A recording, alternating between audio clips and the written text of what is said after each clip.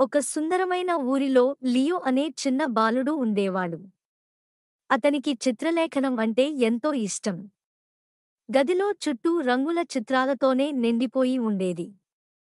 కానీ లియో దగ్గర ఒక రహస్యం ఉంది. అతని బ్రష్ మామూలు బ్రష్ కాదు, మాయా బ్రష్.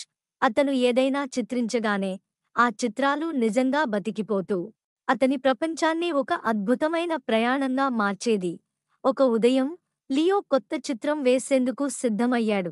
ఈ రోజు మామూలు చిత్రం కాదు. ఓ బంగారు తోట వేసేద్దాం అని ఉత్సాహంగా అన్నాడు. చిన్నగా మొదలుపెట్టి పువ్వులు, చిలుకలు, చెట్లు అన్నీ రంగుల పూతలతో అద్భుతంగా వేశాడు. ఆఖరుగా తడిగా ఓ సూర్యుడిని వేశాడు. ఒక్కసారిగా చుట్టూ వెలుగు మెరిసింది. ఇది ఏం జరుగుతోంది అనేలోపే లియో నేరుగా తన చిత్రంలోకి జారిపోయాడు. ఇది నిజంగా జరుగుతుందా అంటూ ఆశ్చర్యంతో చుట్టూ చూశాడు లియో. అక్కడే ఓ ఆకుపై కూర్చున్న చిన్న తెల్లని పిల్లిబొద్దు నవ్వుతూ చెప్పింది, హాయ్ లియో! మా మాయా తోటకు స్వాగతం. నేను డాటీ. డాటీ లియోకి తోట చూపుతూ తన మిత్రులను పరిచయం చేసింది. అక్కడ బెన్నీ అనే సీతాకోకచిలుక ఉంది. అది పువ్వుల మధ్య డాన్సులు చేస్తుంటుంది. అలాగే రోజీ అనే నరగాలి పిల్లి తన చేతుల్తో రంగులు వేసి ఆడుతుంది. వాళ్ళందరూ లియోను ఆత్మీయంగా ఆహ్వానించి చిత్రలేఖనం పండుగకి పిలిచారు. ఒక పెద్ద వృక్షం దగ్గర అందరూ బ్రష్లు పట్టుకుని తాటిమీద అందంగా చిత్రాలు వేయడం మొదలుపెట్టారు. బెన్నీ పూలు వేసింది. రోజీ చిలిపి డిజైన్లు వేసింది. డాటీ బొద్దుల బాటల్ని చిత్రించింది. ప్రతి గీత కూడా నిజంగా కదలడం మొదలుపెట్టింది. పువ్వులు ఊగడం, రంగులు మెరిసిపోవడం, చిలిపి దారులు మెరుపుల్లా మెరవడం మొదలవుతుంది. సాయంకాలానికి అందరూ ఒకచోట చుట్టూ కూర్చుని వారి కళాత్మక మాస్టర్ పీసుని చూశారు.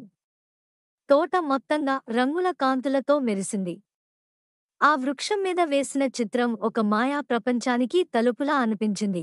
ఇది నా జీవితంలో బెస్ట్ డే అని లియో ఆనందంతో అన్నాడు. మీరందరూ నాకు రంగుల విలువ నేర్పించారు. డాటీ నవ్వుతూ, ఎప్పుడైనా మళ్ళీ రావాలి అనుకుంటే నీ బ్రష్ తీసుకుని ఊహా ప్రపంచంలోకి ప్రయాణం చెయ్యి అంది. ఇలా లియో తన మిత్రులతో వీడ్కోలు చెప్పి లియో కళ్ళు తెరిచేసరికి గదిలోకి తిరిగొచ్చాడు. బట్టల మీద కొద్దిగా రంగు, గుండె మీద మాత్రం గొప్ప జ్ఞాపకం. తన ఈసెల్ మీద ఉన్న తోట చిత్రం ఇంకా మెరిసిపోతూ ఉంది.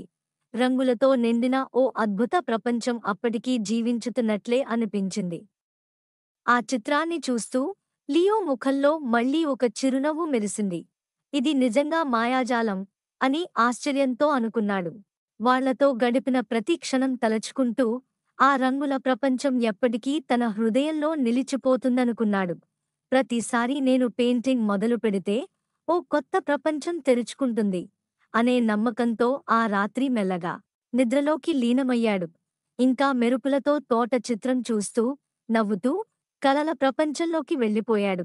చిత్రలేఖనం అంటే కేవలం ఆట కాదు, అది కొత్త ప్రపంచాలను అన్వేషించడానికే ఓ మార్గం అని లియో తెలుసుకున్నాడు. నీతి: ఒక చిన్న బ్రష్తో పెద్ద ప్రపంచాన్ని సృష్టించవచ్చు. ఊహలు నిజమయ్యే ప్రపంచం లోపలే ఉంది. అది మన హృదయంలోనే ఉంటుంది. ఇదేనండి ఈరోజు షార్ట్ స్టోరీ. నచ్చితే లైక్ చేయండి, షేర్ చేయండి. ఇంకా మన ఛానల్ని ఎవరైనా సబ్స్క్రైబ్ చేసుకోకపోతే సబ్స్క్రైబ్ చేసుకోండి. Thank you all.